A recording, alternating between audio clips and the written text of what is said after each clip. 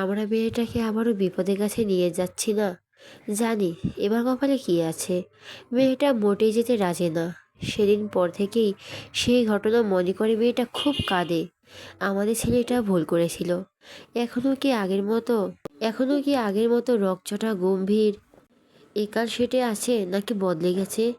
এখানে যাওয়ার মেয়েটার সাথে খারাপ আচরণ করবে না তো? আবার কী ভেবে হেসে বলবেন যদি খারাপ আচরণ করতে, তাহলে নিজে থেকে পাসপোর্ট ভিসা ঠিক করে দিত না।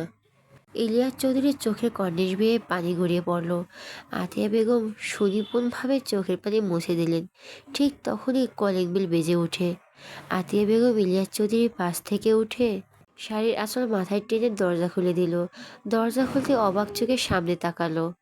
শরতের সকাল, চারদিকে শান্তিপূর্ণ হওয়া। কতই বা বেজেছে, সকাল 10টা কি 11টা। শীত এখনো পুরোপুরি যায়নি। কলেজের জলপাই গাছের নিচে দাঁড়িয়ে আছে জেরিন আর পিহু। কিছুক্ষণ পর এক প্রকার ছুটে জলপাই গাছের নিচে এসে দাঁড়ালো নাবিল। নাবিলকে দেখেই পিহুর চোখ দিয়ে পানি গড়িয়ে পড়ছে। কাল রাতে কলেজ সব কথা হয়েছে, আর সন্ধ্যা 7টায় পিহুদের ফ্লাইট, তাই নাবিলের সাথে দেখা করতে এসেছে। নাবিল ও পিহু অসম্ভব ভালোবাসে, তবে সেই চাই পিহুর বাবা ঠিক হোক। সেহেতু পিহুকে শক্ত রাখতে নাবিল পিহুর মাথায় হাত দিয়ে বলে ওঠে, পিহুর চিন্তা করিও না, কয়েক মাস মাত্র ওখানে গেলেও তোমার সাথে প্রতিদিন ভিডিও কলে কথা হবে। মন খারাপ করো না। ফ্লাইট কয়টায়? পিহু চুপচাপ দাঁড়িয়ে রইল, কোনো কথা বলল না। রীতিমতো ফুঁপিয়ে উঠছে মেয়েটা। নাবিল জেরিনের দিকে তাকাতেই জেরিন বলে ওঠে, আজ সন্ধ্যায়। নাবিলা দীর্ঘশ্বাস ফেলে, তারও যে খুব কষ্ট আছে, তবে পিহুর সামনে প্রকাশ করলে এক্ষুনি কেঁদে কুটে ভাসাবে মেয়েটা। বয়সের তুলনায় একটু বেশি আবেগী, আর এটাতে আসক্ত হয়ে পড়ে নাবিলা। নাবিল স্পিচ হেসে 2 হাতের তালু দিয়ে পিহুর মুখ আঁচলায় তুলে চোখের পানি মুছে দেয়। তারপর বলে, পিহু, তুমি কিন্তু স্ট্রং গার্ল। তোমার বাবা এর জন্য এই কয়েক মাসে একটু কষ্ট করো। পিহু নাবিলের দিকে মুখ তুলে তাকাতেই হামলে পড়ে নাবিল। এর বুকে নাবিলটা সামলাতে এক পা পিছিয়ে যায়। বেশ কিছুক্ষণ কাঁদার পর পিহু মুখ তুলে। নাবিল মুচকি হাসি দিয়ে একটা গিফট পিহুর দিকে বাড়িয়ে দেয়। পিহু হাতে নেয়, খুলে দেখে একটা মোবাইল। পিহু নাবিলের দিকে তাকাতেই বলে, এই মোবাইলটা আমি তোমার বার্থডেতে দিব মনে করছিলাম, কিন্তু তুমি তো তখন কানাডাতে থাকবা, তাই আগেই দিয়ে দিয়েছি। এতে তোমার আর আমার অনেক স্মৃতি আছে, মন খারাপ লাগলে দেখবা, মন ভালো হয়ে যাবে।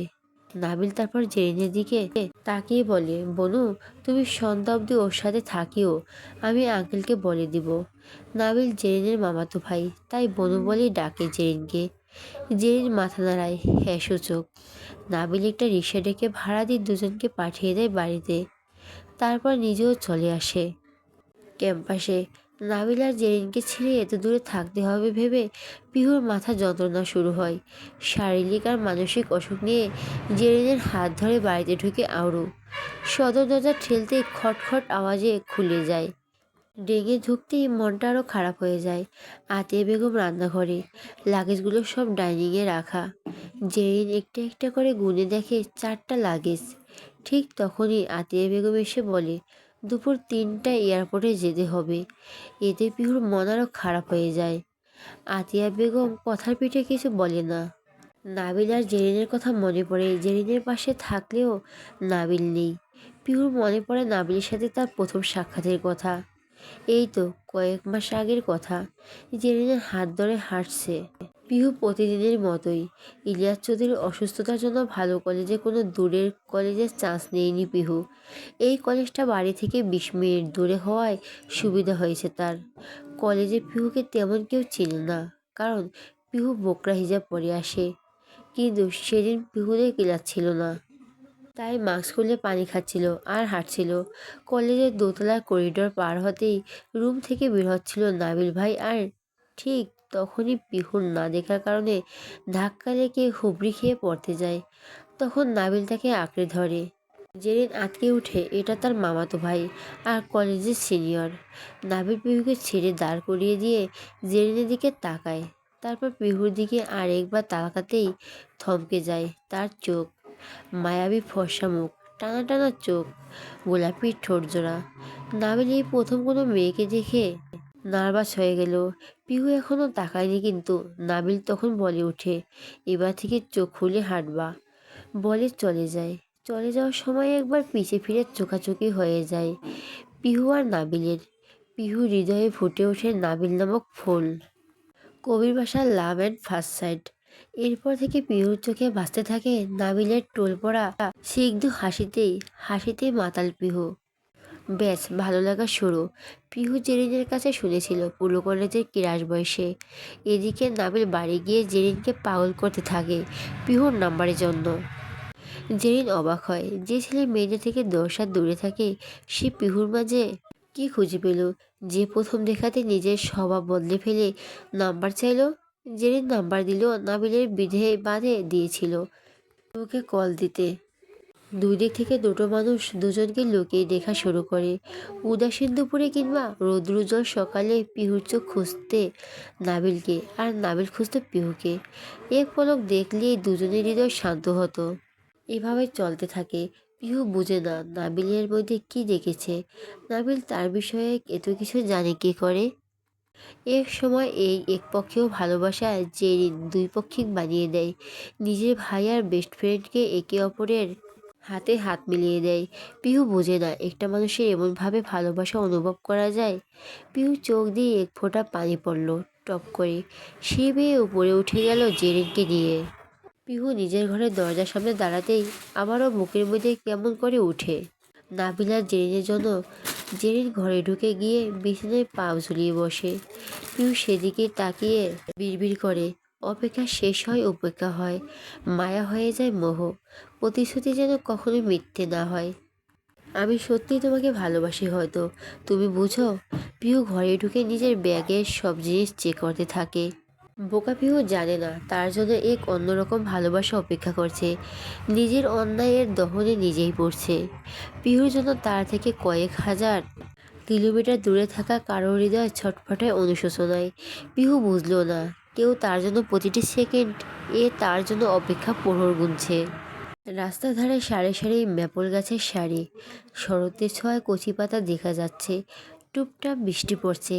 সেই বৃষ্টিকণা সব পিচঢালা কালো চকচকে রাস্তায় পড়ছে হলুদ কমলা রঙের মিশ্রণ। সৃষ্টি ম্যাপল পাতা। এমন সৌন্দর্য দেখতেও মন ভরে যায়। ফাঁকা রাস্তার পাশে বেঞ্চিতে পড়ন্ত বিকেলে বসে প্রকৃত উপভোগ করে পুরো যোগ পার করে দেওয়া যায়। ইরিনা হেঁটে চলছে রাস্তার পাশ দিয়ে। সে বাংলাদেশি, কানাডাতে স্টাডি করতে এসেছে সে। টরন্টো জেনারেল হসপিটাল এর থেকে কিছুটা সামনে আসতেই চোখে পড়ল হসপিটালের বাইরে ফরেন একাধিক মানুষ দাঁড়িয়ে। ইরিনা বিস্ময়সূচক চাহনি দিয়ে সামনে এগোতে দেখতে পেল কয়েকজন সেটেতে দাঁড়িয়ে আর একজনকে অ্যাওয়ার্ড দিচ্ছে। পরপর 3টে অ্যাওয়ার্ড প্রাপ্ত হলো। সবার গলায় স্বর্ণের মেডেল।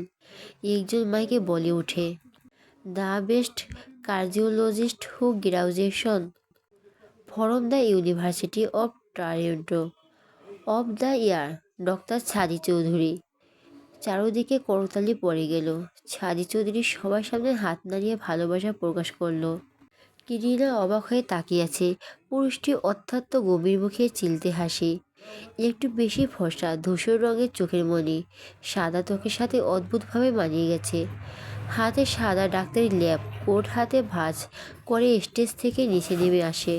সাথে মানুষ তাকে ঘরে ধরে। এতে সাথে প্রচুর বিরক্ত হয়। সে ভিড় ঠেলে এগিয়ে যায় পার্কিং এরিয়ার দিকে। ইরিনা এখনও তাকিয়ে আছে। সাদা শার্টের উপরে দুটো বোতাম খোলা, ছেলের চুলগুলো স্টাইলিশভাবে সেট করা। প্রথম দেখাতেই মেয়েরা কুপোকাত হতে সক্ষম। ছাদি পার্কিং এরিয়া থেকে বেরিয়ে নিজের ব্ল্যাক মার্কেট সেট নিয়ে এগিয়ে চলো তার বাড়িতে। ছাদের বাড়ি শহর থেকে বেশ ভেতরে নিরিবিলি অঞ্চলে। দুতলা বিশাল ডুপ্লেক্স বাড়ি।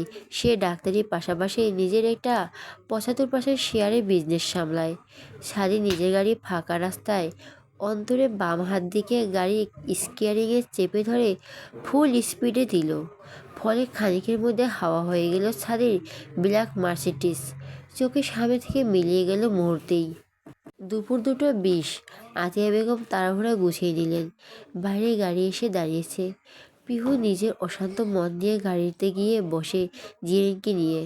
আতিয়া বেগম অ্যাম্বুলেন্সে নিয়ে ইলিয়াস চৌধুরীকে নিয়ে বেরিয়ে পড়ে এয়ারপোর্টের উদ্দেশ্যে।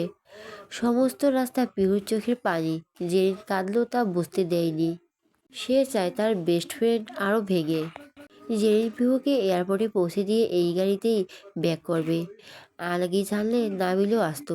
পিহুর মনে কু ডাকছে, সে জানে তার সাথে খারাপ কিছু হবে। সে জেরিনকে বলে কিছু। জেরিন তুচ্ছ করে, কারণ সে জানে পিহুর মন খারাপ। গাড়ি এয়ারপোর্টে পৌঁছে গেল 40 মিনিটে। পিহু জেরিনকে জড়িয়ে ধরে কেঁদে দিল। দুটি দেহ একটি প্রাণে বন্ধুত্ব, আজ আবার দুটি প্রাণ চলে যাবে, আলাদা হবে। কিন্তু মাস কিছু সময় এর জন্য, আবার নাও দেখা হতে পারে। জেরিন নিজেকে আর আটকাতে পারল না। সেও হু হু করে কেঁদে উঠল, হু হু করে। আতিয়া বেগমের ফোন পেয়ে জেরিনকে ছেড়ে দিয়ে পিহু এয়ারপোর্টের ভেতরে ঢুকে গেল। জেরিনও গাড়িতে উঠে চলে গেল বাড়িতে। চোখে তার পানি, মনটা তারও খারাপ। ইলিয়াস চৌধুরীকে ইতিমধ্যে এমার্জেন্সি ফ্লাইটে তুলে দেওয়া হয়েছে। পিহুদের ফ্লাইট আধা ঘন্টা পরে, আর কিছুক্ষণ পরে ছেড়ে যাবে এই দেশ। তাদের বাড়ি, ছোটবেলায় হারিয়ে ফেলা বাবা মা, বান্ধবী, প্রিয় মানুষ নাবিল ভাই, প্রিয় কলেজ ক্যাম্পাস, সবাইকে ছেড়ে নতুন এক দেশে পাড়ি দেবে পিহু। এটাই নিয়তি। অচেনা দেশ, অচেনা মানুষের ভিড়ে এই ছোট পিহুকে সারভাইভ করতে পারবে? কি আছে তার সামনে জীবনে? পিহুর ভাবনার মাঝে মাইকে অ্যানাউন্সমেন্ট হলো তাদের ফ্লাইটের। আতিয়া বেগম হাত ধরে ইমিগ্রেশন শেষ করে প্লেনে চেপে বসলো পিহু। জানালার সাথে সিট পড়ায় বাইরে খোলা পিচ ঢোলা আলো জ্বলা এয়ারপোর্টের রাস্তা টের পেল। সময় খুব দ্রুত চলে যায়। এই যে 24 ঘন্টা আগেও পিহু এয়ারপোর্টের ভিতরে চেয়ারে বসে বোর্ডিং হয়ে অপেক্ষা করছিল, আর এখন মোটা পশমের জ্যাকেট পরে থরথর করে কাঁপছে। ছাদি তাদের নিতে এসেছিল, কিন্তু এসে ইলিয়াস চৌধুরীকে নিয়ে হসপিটালে চলে গেছে। গাড়ি দিয়ে গেছে তার বেস্ট ফ্রেন্ড ফাহাদের কাছে। আতিয়া বেগম আর পিহু গাড়িতে চেপে বসলো। ফাহাদ গাড়ির ভিউ মিরবে পিহুকে এক পলক দেখলো। পিহু গাড়ির ভিতরে এসে কাঁপাকাঁপি থামলো। শুকনো শরীরে টরেন্টো শহরের ঠান্ডা অতিমাত্রায় বেশি অনুভব করছে পিহু। এদিকে পিহু প্রায় 24 ঘন্টা জার্নিতে বড্ড কাহিল। কোনো কিছু তেমন খায়নি। আতিয়া বেগমের ঘাড়ে মাথা রেখে ঘুমিয়ে গেল পিহু। আতিয়া বেগম একটা শান্ত দীর্ঘশ্বাস ছাড়লেন। তার ছেলে আসলো, তবে তাকে আর পিহুকে দেখলে সোজা ফাহাদকে পাঠিয়ে দিয়ে ইলিয়াস চৌধুরীকে নিয়ে সে অ্যাম্বুলেন্স করে হসপিটালে চলে গেল। কিন্তু আতিয়া বেগম দুশ্চিন্তায় ভুগছে। পিহুর সাথে যদি আবারও খারাপ কিছু হয়। তারপর নিজের মনে হাসে, তার ছেলে তো মাপ চেপছে, আর এত বছরে নিশ্চয়ই বদলে গিয়েছে। আতিয়া বেগম পিহুকে নিয়ে চিহ্নিত, আর এদিকে পিহু কি সুন্দর ঘুমাচ্ছে। আতিয়া বেগম পিহুর মাথাটা কোলের উপর নিয়ে চুলে হাত বুলাতে লাগলেন। সারা রাস্তা ফাহাদ কোনো টু শব্দ করেনি। আতিয়া বেগমের মনে হলো ছেলেটা রোবট, তবে ডাক্তারদের মতো পোশাক পরা থাকায় তিনি বুঝতে পারেন ছেলেটাও ডাক্তার। টরেন্টো শহর থেকে আরও প্রায় 1.5 ঘন্টা গাড়ি চলল নির্জন হাইওয়ে। চারিপাশে পাহাড়। কিছুক্ষণ পর পর একটা প্রাইভেট কার চোখে পড়েছে। আতিয়া বেগম জানালার কাছ দিয়ে দেখলো চারিপাশে উঁচু নিচু পাহাড়, একটা কার শোরুম আর একটা কফি শপ, আর সারি সারি উইন্ডমিল।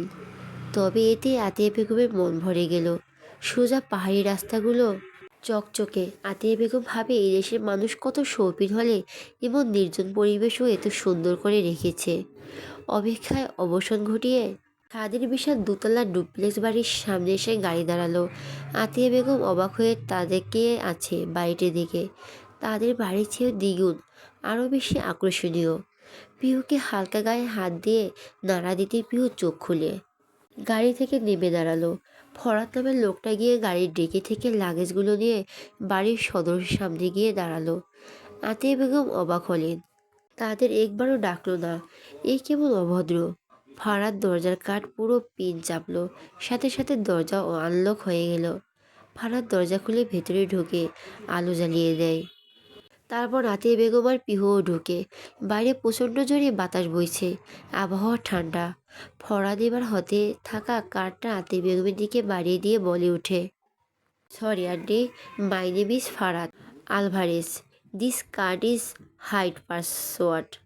আতিয়া বেগম বুঝলেন ছেলেটি অবাঙালি, আতিয়া বেগম মাথা নাড়লেন। ছেলেটি আর এক মুহূর্ত দেরি না করে নাইস টু মিট ইউ বলে বেরিয়ে পড়ে। সাথে সাথে পিহু বলে ওঠে, মামুনি, আমার খুব অসুস্থ লাগছে। আতিয়া বেগম ভয় পেলেন। মেয়েটাকে দেখে সত্যি অসুস্থ লাগছে। আতিয়া বেগম চারদিকে চোখ বুলিয়ে সিঁড়ি বেয়ে উপরের দিকে কিনারে কর্নারে একটা ছোট্ট রুম দেখে সেখানে পিহুকে নিয়ে দিয়ে শুয়ে দিলেন। রুমে যেতে পিহু ওয়াশরুমে গিয়ে বমি করে ফেলল। তার জার্নি করার অভ্যাস নেই, তার এই অবস্থা। আতিয়া বেগম পিহুর একটা জামা বের করে দিল। আসার আগের দিন শপিং করেছিল। কিছু টপস আর জিন্স। তবে আতিয়া বেগম একটা গেঞ্জি আর প্লাজো দিলেন। তিনি জানেন এসব দেশে মেয়েরা এগুলো পরে। কেউ দেশীয় কালচারে চলতে গেলে তাকে বুলি করা হয়। তা সে নিজেই পিহুর জন্য অনেক কিছু কিনেছে যেগুলো পিহু জানে না। প্রায় সন্ধ্যা হয়ে এসেছে। ভেতর থেকে বাইরে প্রকৃতি বোঝা মুশকিল। পিউ ড্রেস চেঞ্জ করে ফ্রেশ হয়ে বাইরে এসে বেডে শুয়ে পড়ল। আতিয়া বেগম রুমের দরজা চাপিয়ে নিচে চলে গেলেন।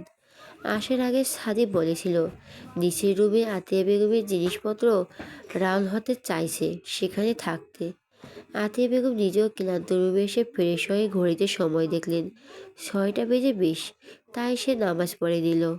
পিউর থেকে সে মোবাইলের আজানের অ্যালার্ম সেট করেছে, যেখানে নামাজ কাজা করেন না তিনি। নামাজ পড়ে নিজেও একটু ঘুমালেন। পিউর ঘুম ভেঙে যায় প্রচণ্ড খিদে লাগায়। পিউ বিছানা থেকে উঠে বসে। কোমর সমান এলোমেলো চুলগুলো হাত খোপা করে নেয়। ব্যাগ থেকে টুপিস বের করে পরে নেয়। তারপর মোবাইলে হাতে নিয়ে দেখে 10টা 30। পিহু চমকায়। হঠাৎ তার গা শিরশির করে উঠে। পিহু দরজা খুলে বাইরে বের হয় ধীরে ধীরে। দোতলা করিডোরে এসে নিচে তাকায়। শুভ্র মৃদু আলো জ্বলছে ডাইনিংয়ে। পিউ সামনে এগিয়ে বাঁ পাশ থেকে সিঁড়ি দেখলো। নিচে নামার একটু এগাতে ধবধবে সাদা দরজা দেখতে পেল। কৌতূহলী দিয়ে খোলার চেষ্টা করলো, তবে লক করা থাকায় দরজা খুলল না। পিহু দেখলো পাসওয়ার্ড দিতে হবে, না হলে খুলবে না। তাই পিহু সিঁড়ি দিয়ে নিচে নামলো। চারদিকে একবার চোখ বোলালো। এই তো বাড়িতে দুতলায় কেউ সুইমিং পুল রাখে। পিহুর ব্যাপারটা হাস্যকর লাগলো বেশ। দোতলার ডান দিকে বিশাল খোলা 7 বারান্দা, আর বাম পাশে সুইমিং পুল ছোট একটা। দোতলায় একটা রুম, একটাই পিহু আছে আর একটাই লক করা। পিহু সিঁড়ি বেয়ে নিচে নামলো অনেক কষ্টে করে। লাইটের সুইচ খুঁজে চাপলো। সাথে সাথে সাদা লাইট জ্বলে উঠলো। পিহু যেদিকে তাকায় সেদিকেই কোনো না কোনো কিছু সাদা। এক পাশে কিচেন, বাড়ির দক্ষিণ সাইডে সোফা রাখা, পাশে বিশাল কাচের দেওয়াল। ভেতর থেকে বাইরে সব দেখা যাচ্ছে। সোফার সামনে টিভি। সিঁড়ির পাশে আরো দুটো রুম, একটা লাইব্রেরি আর একটা বেডরুম। পিহু বুঝলো বাড়ির মানুষটি বই পড়ে। পিহু প্রায় তার মুখ ভুলে গেছে, তবে তার প্রতি ঘৃণা আজও বেড়ে কয়েকশো গুণ হয়েছে। চারদিকে তাকিয়ে দেখলো কিচেনের সামনে ডাইনিং টেবিল। টেবিলের উপর ফলের ঝুড়ি, পাউরুটি আর জ্যাম। পিহুর খিদে থাকায় চেহারা বসে পাউরুটিতে জ্যাম লাগিয়ে খেলো এক কামড়। তবে বাঙালি মেয়েদের কি এসবে পেট ভরে? পিহু আনিতা বেগমকে খুঁজতে তার রুমে গেলেন। গিয়ে দেখলো রুম ফাঁকা। ওয়াশরুমে আছে ভেবে খানিকক্ষণ বসে রইল। যখন দেখলো বের হচ্ছে না, সে পুরো বাড়ি খুঁজলো, পেল না। পিহুর মন ভয়ে সেটিয়ে গেল। অচেনা এক বাড়ি, এত রাত, তার ভিতর খিদে পেয়েছে। ফোন দিবে কি করে? এদেশে সিম নাই, কারো নাম্বার জানে না। হঠাৎ ফোন বাজার আওয়াজ শুনল।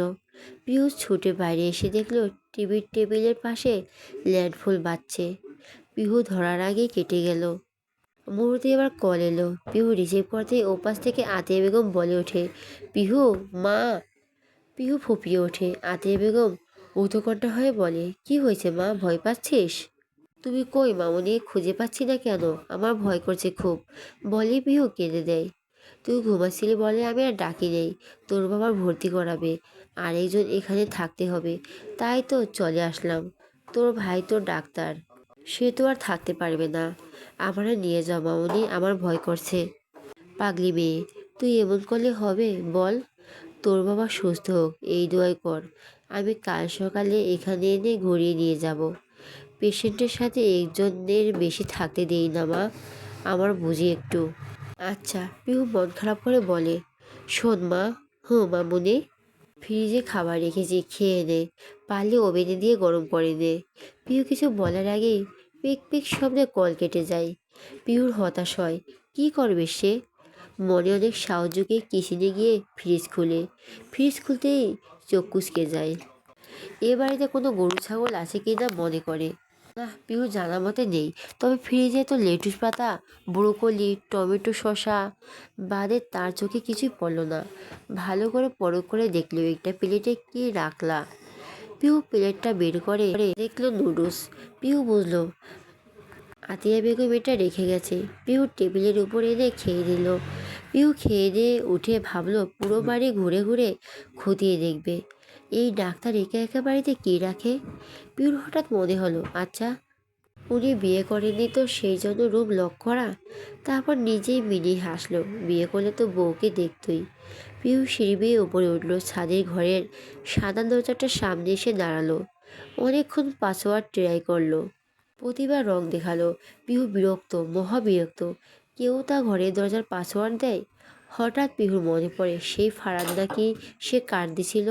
ফারাদ নাকি সেই কার্ড দিছিল। পিহু এক দূরে রুম থেকে খুঁজে কার্ড নিয়ে আসলো। তার মানে তার মামুনি কার্ড নিয়ে যায়নি। পিহু কার্ড বাদে পাসওয়ার্ড চাপলো। আর একবার রং পাসওয়ার্ড দিলে লক হয়ে যাবে যতক্ষণ না ফিঙ্গারপ্রিন্ট দেওয়া হয়। পিহু রেখে কার্ড দিয়ে পাসওয়ার্ড টাইপ করলো। সাথে সাথে দরজা খুলে যায়। পিহুর হাত ফসকে কার নিচে পড়ে যায়। কিন্তু সেদিকে পিহুর কোনো হেলদোল নেই। সে রুমের দিকে হা হয়ে তাকিয়ে আছে। পিহু পা বাড়িয়ে রুমের ভিতর প্রবেশ করলো। ঠাস করে দরজা লাগিয়ে দিল। পিহুর মনেই নেই কার্ডের কথা। পিহু চারদিকে তাকালো। অফ হোয়াইট দেওয়ালের সাদা সাদা বিশাল বিছানা। পিহুর মতে 6-7 জন ঘুমানো যাবে।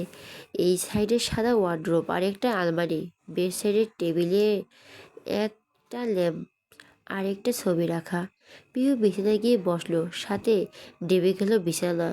পিহু বুঝলো বিছানা খুব নরম। এ তো নরম বিছানায় মানুষ ঘুমায় কিভাবে। পিহু হাত দিয়ে ছবিটা তুলে নিল। ছবিটা দেখে বোঝা যাচ্ছে হাতে আঁকানো একজন পুরুষের, চোখে চশমা, হাতে গিটার। পিহুর খুব চেনা মনে হলো।